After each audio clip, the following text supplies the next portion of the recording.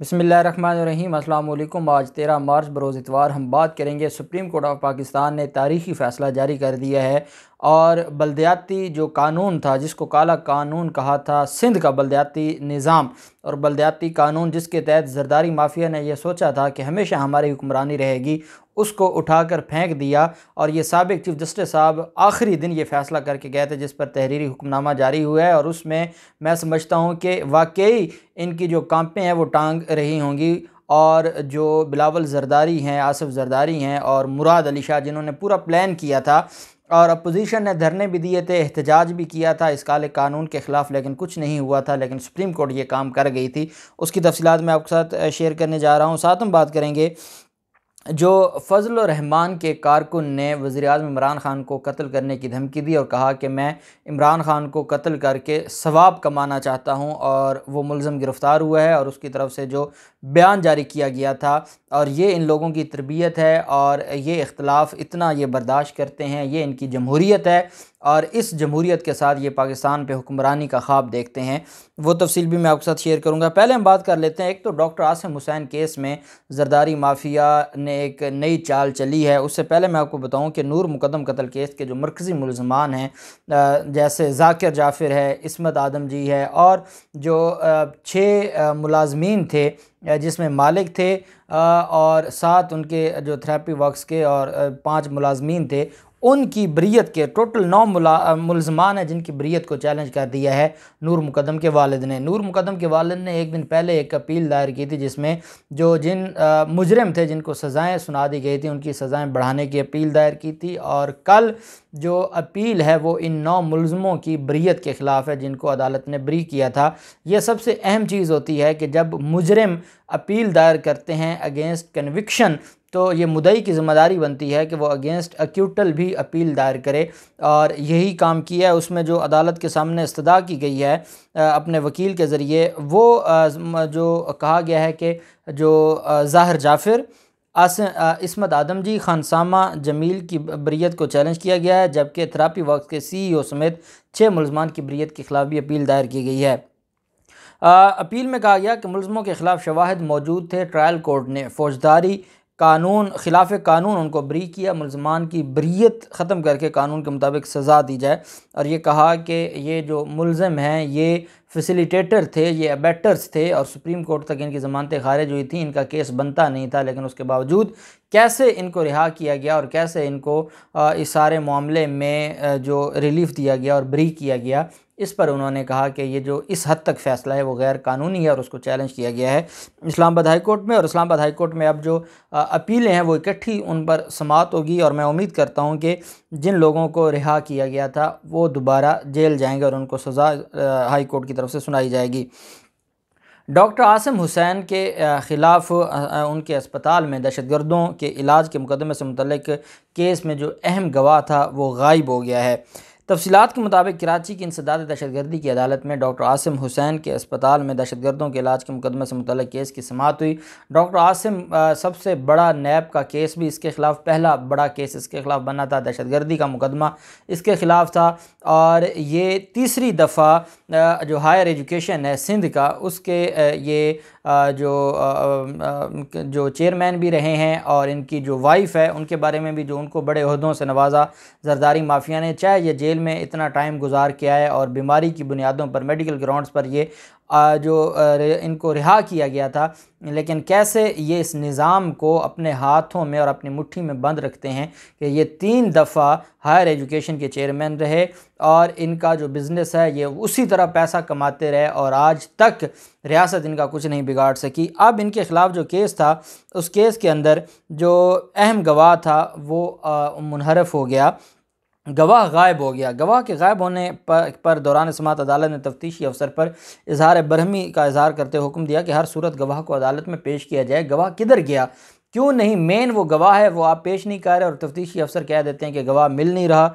इंसदाद दहशतगर्दी अदालत ने वजाहत के लिए DIG को फौरी तलब कर लिया। अदालत ने DIG की पेशी और इत्मीनान बख्श के जवाब तक तफ्तीशी जो SP था अल्ताफ़ हुसैन को बाहर जाने से रोक दिया। अदालत ने उसको कमरे अदालत में कहा कि आप यहीं बैठेंगे, आपका DIG आएगा, DIG आके अदालत को बताएगा तो तभी आपको जाने देंगे। SP जो इन्वेस्टिगेशन ऑफिसर था, SP को अदालत ने कमरे अदालत में ही बिठा लिया। रेंजर्स के वकील राना खाद हुसैन हैं, उन्होंने अदालत को बताया कि केस में अहम गवाह रिक्शे वाला गायब है। अदालत ने पुलिस को हर गवाह पेश करने का हुक्म दिया था। तफ्तीशी अफसर SP अल्ताफ़ हुसैन ने कहा कि तलाश करने की कोशिश की मगर गवाह नहीं मिल सका, मुझे गवाह तलाश करने के लिए मोहलत दी जाए। रेंजर्स, क्योंकि इसमें प्रोसिक्यूशन है और रेंजर बतौर इसमें मुद्दई के तौर पर इस केस को देख रही है, तो रेंजर्स प्रोसिक्यूटर ने पहले भी अदालत को कहा था कि पुलिस के इन्वेस्टिगेशन थी, पुलिस जो सिंध पुलिस है वो डॉक्टर आसिम को बचाना चाहती है और जो अहम गवाहान हैं जिस रिक्शे वाले पर ये दहशतगर्दों को लाद लाद कर हॉस्पिटल ले जाते थे, डॉक्टर आसिम के हॉस्पिटल, और वहाँ इलाज मुआवजा होता था, तो वो रिक्शे वाले ही गायब कर दिया है। जिसने ये पहले स्टेटमेंट दी थी कि डॉक्टर आसिम के हॉस्पिटल में हम लेकर जाते थे, उसको गायब कर दिया। बहरहाल जो DIG आए, DIG ने अदालत से कहा कि हमें थोड़ा सा टाइम दें, हमें मोहलत दें, हम हर हाल में उस रिक्शे वाले को लेकर आएंगे। रेंजर्स के प्रोसिक्यूटर ने बड़े सख्त रिमार्क्स दिए अदालत में पुलिस के ख़िलाफ़, जिसकी वजह से अदालत ने SP के ख़िलाफ़ ऑर्डर जारी किया और कहा कि आप मुलज़िम जो गवाह है उसको हर हाल में नेक्स्ट डेट ऑफ हियरिंग पर लेकर आएँ। इमरान खान के कत्ल को सवाब का काम समझने वाला, और मैं ये जहालत कहूँगा, इसके अलावा इसे कुछ नहीं कहा जा सकता, बदकिस्मती है कि इंतहा पसंदाना हमेशा ये जो हमारे नाम नहाद मजहबी सियासी लीडर्स हैं, इन्होंने हमेशा इंतहा पसंदी को अपने लिए एक हथियार के तौर पर इस्तेमाल किया, अपनी सियासत के लिए और अपने इक़्तिदार के लिए और कुर्सी के लिए।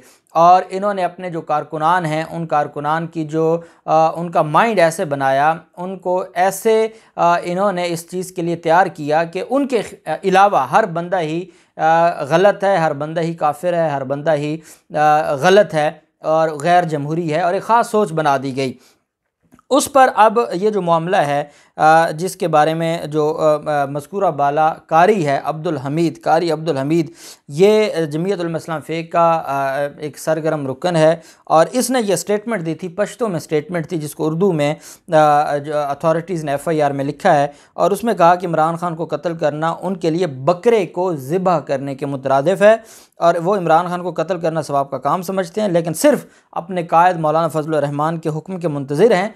अगर उनको हुक्म मिला तो वो इमरान खान को कत्ल कर देंगे। ये उनकी तरफ से स्टेटमेंट जारी की गई और उनकी तरफ से एक वीडियो पैगाम जारी किया गया। बाद में इदारों ने मुलज़िम के ख़िलाफ़ कार्रवाई शुरू की और मुलज़िम को जो कारी अब्दुल हमीद है, जो मौलाना फजल रहमान के इमा पर काम करता है, उसको गिरफ़्तार कर लिया और उसको मुलज़िम को गिरफ़्तार करके थाने में बंद कर दिया, और उसके ख़िलाफ़ जो है वो केस है उसमें बहुत पॉलिसी ये कह रही है कि इसमें बड़े लोग इन्वॉल्व हो सकते हैं, जमीयत उलमा इस्लाम फ़ेक के।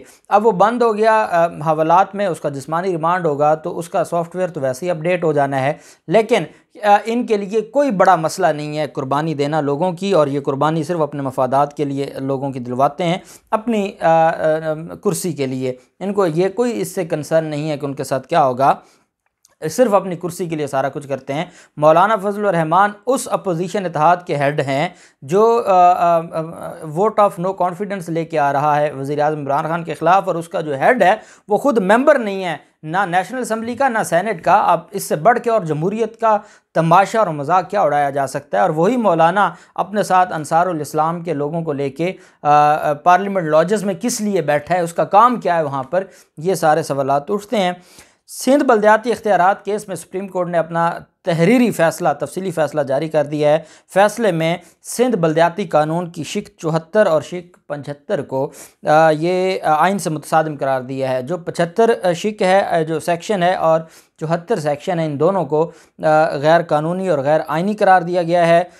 सुप्रीम कोर्ट ने 58 सफ़ात पर मुश्तमिल ये फ़ैसला जारी किया है और साबिक चीफ जस्टिस गुलजार ने यह फ़ैसला तहरीर किया। फ़ैसले में कहा गया कि इस तमाम कवानीन से आइन तमाम कवानीन से बालातर है, इससे मुतसादिम हर कानून गैर आइनी होगा, जबकि सिंध बल्दियाती कानून की शिक 74 और 75 ये दोनों आइन से मुतसादिम है। आइन कानून साज़ों को रियासती इदारों पर लामहदूद अख्तियारात नहीं देता। सवाबदीदी अख्तियारात का इस्तेमाल ईमानदाराना शफाफ अंदाज में होना चाहिए। सिंध हुकूमत में तमाम कवानीन को आर्टिकल 140A के मुताबिक तब्दील करे। अब ये जो एक लफ्ज़ है और ये जो एक जुमला है, ये पूरे की पूरी सिंध सरकार को उलट देता है, और वो ये है कि सिंध हुकूमत तमाम कवानीन को, सिर्फ इसकी बात नहीं हो रही, तमाम कवानीन को जो सिंध में इस वक्त सिंध हुकूमत ने मंजूर किए हुए हैं, सिंध हुकूमत उन तमाम कवानीन को आर्टिकल जो कॉन्स्टिट्यूशन का आर्टिकल 140A है उसके मुताबिक तब्दील करे। तमाम कवानीन को तब्दील करने का हुक्म जारी कर दिया है सुप्रीम कोर्ट ऑफ पाकिस्तान ने, और कहा है कि सारे कवानीन, इन्होंने तो अपनी मर्ज़ी के कवानीन बनाए हुए हैं, बलदियाती कानून इन्होंने अपनी मर्ज़ी का बनाया, इन्होंने जो वहाँ पर KDA है उसके कवानीन अपनी मर्ज़ी के हैं, वहाँ पर बाकी जो इदारे हैं उनके कवानीन अपनी मर्ज़ी के बनाए हुए हैं। सुप्रीम कोर्ट ऑफ पाकिस्तान ने एक जजमेंट में इनका सारे के सारे कवानीन को उठाकर फेंक दिया और कहा कि तमाम कवानीन को 140A के तहत तब्दील करे। फैसले में कहा कि आइन में दिए गए हकूक़ को किसी कानून के ज़रिए ख़त्म नहीं किया जा सकता। बुनियादी इंसानी हकूक़ खिलाफ वर्जी पर मबनी इक़दामात गैर कानूनी तस्वर होंगे। गवर्नेंस के लिए मकामी हुकूमतों का खुद मुख्तार होना बुनियादी चीज़ है। तफसीली फैसले में कहा गया कि आइन के आर्टिकल 140A का मकसद मकामी हुकूमतों को मुकम्मल बाख्तियार बनाना, और आइन मकामी हुकूमतों को सियासी, माली और इंतज़ामी ज़िम्मेदारियाँ देता है। आइन के आर्टिकल 140A पर अमल दरामद में अगर मगर की गुंजाइश नहीं है। आइन के तहत हर सूबा बल्दियाती हुकूमतों के क़याम का पाबंद है। अदालत का कहना था कि कानून में सिंध हुकूमत के पास बल्दियाती इदारों का कंट्रोल संभालने के इख्तियारात थे। मुमकिन था सूबाई हुकूमत एक के बाद तमाम इदारों का कंट्रोल खुद संभाल ले, और इनको ये था कि बल्दियाती इलेक्शन जो जीत जाएगा लेकिन सारा कंट्रोल हमारे पास सिंध हुकूमत के पास रहेगा, जिसको उठाकर फेंका है। तफसीली फैसले में यह कहा गया कि दुनिया में कई मकामी हुकूमतें आला इंतज़ामी इदारों से भी ज़्यादा बाख्तियार हैं, क्योंकि बाख्तियार बल्दियाती हुकूमतों का मुआशी तरक्की में अहम किरदार होता है। जमहूरियत में मकामी हुकूमतों का किरदार कलीदी नौइयत का होता है।